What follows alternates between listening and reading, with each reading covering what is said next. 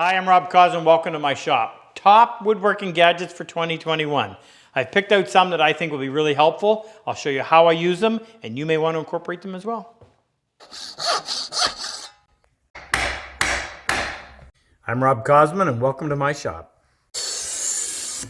We make it our job to help take your woodworking to the next level. If you're new to our channel, make sure you subscribe and hit the notification bell, which will alert you whenever we release a new video. Anytime we use a new tool or technique, we'll leave a description down below so that make it easier for you to find. All right, let's get back to work. One of the advantages of working in a shop over a long period of time, and I've had my own or worked in a shop for over 40 years, is that you end up finding solutions that sometimes are not what they were originally designed for. As they say, necessity is the mother of invention.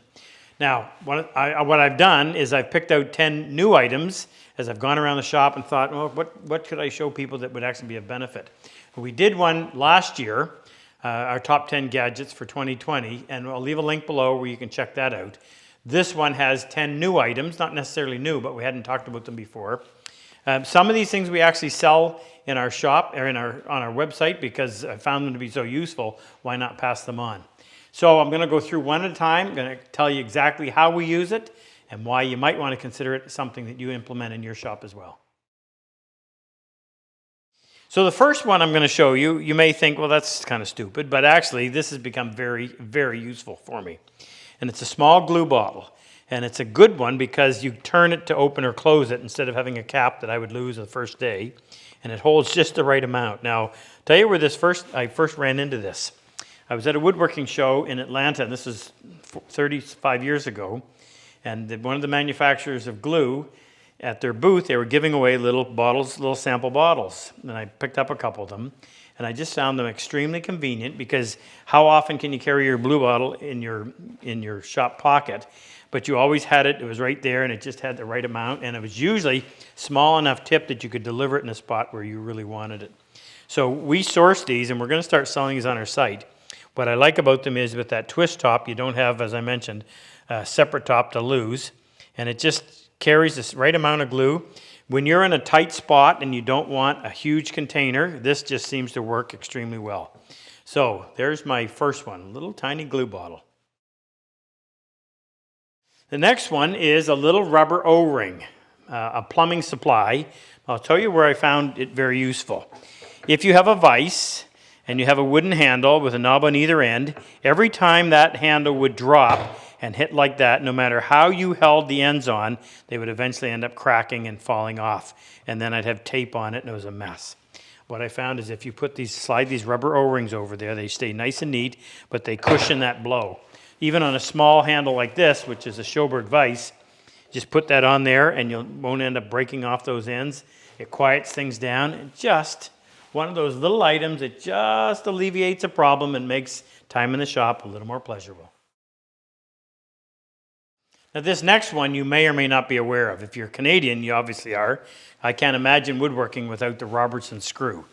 If you're new to this, well, here's what it is. A recessed square hole in the screw, and then you have the male portion of it on the end of the screwdriver. There's 4 common sizes.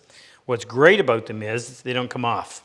So if you've ever had to put an electrical box on the wall and you've had to reach in with the screw to screw it to the stud, you know what it's like to have that thing constantly dropping off. This does not come off. In fact, you can usually hold the screwdriver by the screw. So this is the number, and they're color-coded. Black is the largest, then red, green, and yellow. Red would probably be the most common. It's referred to as a number 2. And it fits a number 8 and a number 10 screw. The black, as I mentioned, is the largest. This is the number 3, and it fits a number 12 screw. The green fits a number 6 screw and a 5, I believe. And then the yellow fits a number 4. It's a little small one. It's a really tiny one, but such a convenient way to manage a screw. That's the Robertson. At that same woodworking show that I referenced way back 35 years ago when I found the glue bottle, I also found these. And it's a plastic set of calipers. Not terribly precise, but also pretty impervious to damage, unlike a normal pair of calipers where you're very careful with it.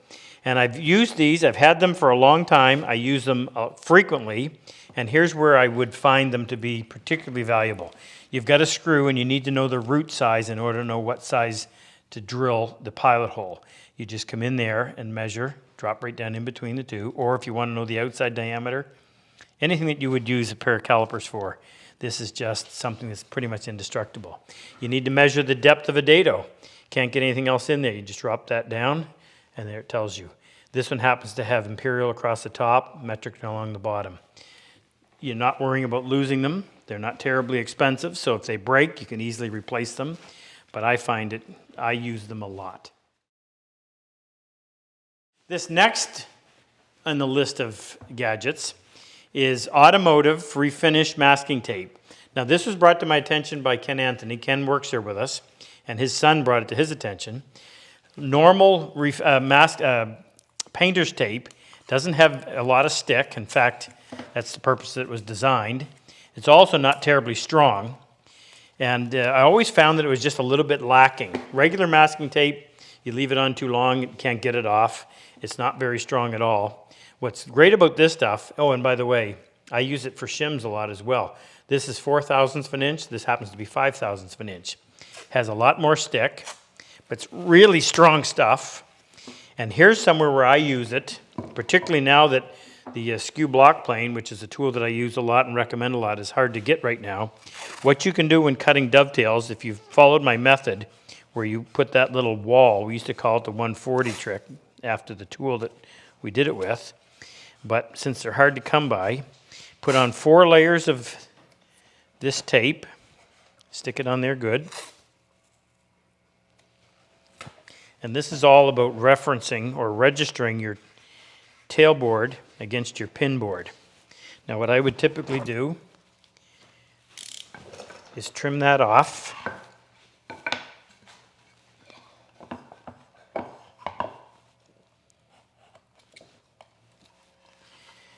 Both sides. Then with your marking gauge set to whatever the depth is, come in 2 or 3 passes. Now you can go ahead and peel off that top layer. And in doing so, you actually have a really good wall to reference up against the pin board that'll hold that in place, doing the job of the skew block plane. The skew block plane is my #1 preference, but this one sure is a great and a very close second. And when you're done with it, you can simply peel it off, and away you go. We also use it. A friend of mine, Ahmed, down in Southern California, does all of his edge banding with tape as a clamp. And you simply take a piece of that and spread it over the band, tape it on both sides. I just recently did a project and it works great. We're going to start carrying this because I just think it's extremely valuable. So if you do any amount of work in your shop, you're going to find uses for this. I go through a lot of it. Now here's something that's been around a long time, and probably a lot of people overlook it because of that. But I find there are times when this is the only tool to use. This is a Yankee drill, pardon me. So the first nice thing you're going to find is that all of your drill bits are held in the handle, so you never go searching for them. Lock it in place. They're a quick release, so you pull it forward. You got a little notch on there that will catch. Drop it in place. And because it takes up very little room, as you push down, it spins the bit and you drill your hole. So if you're in the tight quarters where you can't get a cordless drill in there, this is does the trick. I would pick one of these up and have it in my toolbox. Absolutely. Big recommendation. We recently released a video on our new shop. We did a shop tour 2021. We'll leave a link down below. But we put in a rather extensive dust collecting system. And if you're going to do this in a serious way, even as a hobby, there's nothing like having a really effective dust collecting system. To be having to breathe that dust all day or having to clean up a huge mess at the end of the day is a bit of a pain. Anyway, I've always just used duct tape in order to seal the two, but what would happen over time is it would end up ripping, or if you're using the cloth stuff, it would lose its stick and it would come apart. So my son Jake did the duct work in here, and he found this stuff called Duct Seal Pro. and it's a gray compound. If I can open it. It looks kind of like crack fill mud, but it does a great job of sealing and cementing the joint. So you'll notice in that video that we did, you'll see how we've gone in and used it. But it makes permanent what typically has been a situation where you'd have to often replace the tape because it would just come apart over time. So maybe only applicable if you've got a dust collecting system, but definitely want to check that out. More on dust collection. If you have, for instance, in this case, my lathe, which when you're sanding is really a messy job. Even turning, you're throwing stuff all over the place. So what I found is this is referred to as 4-inch rigid flex dust collection hose. Nice thing about it is you can position it anywhere you want and it'll stay put. You just have to bend it the right way, and now you've got dust collection right where you want it. So if you need to move it over, put it in a different spot, just adjust it so that you get the right amount of stiffness, and away you go. When you're done, put it back into place. Not expensive. If it eventually wears out, easy to replace. Now you can tell we just recently built a new shop because everything we're talking about has to do with new shops. And the next one is no exception. This is a blast gate. Now here's what a typical blast gate looks like. It's just something that interrupts your dust collecting hose so that you can open up to vent the particular tool you're working on, or you can close it to make the other vents a little more effective because you're not pulling air in from all of them at the same time. Problem is this one is manual, which means before every time you turn the saw on or whatever it is, you've got to go over and open up the blast gate. Well, you can spend a little bit of money and you can buy these automatic blast gates. And they're wired so that as soon as you turn on your saw or whatever tool it is, it'll automatically turn on your dust collector and it'll open up the gate for you. And when you shut it down, it closes it off. Just one of those little conveniences that just, again, makes working in the shop a lot more pleasurable. Now I'm going to round out the 10, again, dealing with dust collection, and you got to pay attention to this stuff. You don't want to be breathing in sawdust. It has been listed as a carcinogenic substance for a number of years, and with good reason. Well, if you use the small disposable dust masks, they don't do much. They leak all around the side.